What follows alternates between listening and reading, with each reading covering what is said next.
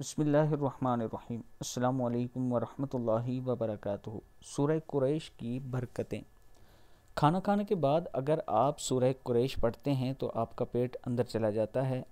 Number 2، انسان وقت سے پہلے بوڑھا نہیں ہوتا، عمر کم نظر آتی ہے۔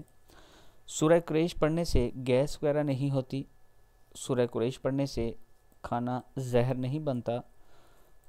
سورہ قریش پڑھنے والے کو کھانے کے بعد گیس، مستقل مسائل، کولیسٹرول، یورک ایسڈ نہیں بنتا۔ سورہ قریش پڑھنے والے کو کھانے کے بعد وہ کھانا صالحات کا ذریعہ بنتا ہے، یعنی اسے نیک بنا دیتا ہے، نیکی کی طرف راغب کرتا ہے۔ آپ سورہ قریش صبح و شام ضرور پڑھا کریں جب بھی کھانا کھائیں۔ سورہ قریش کا بسم اللہ الرحمن الرحیم۔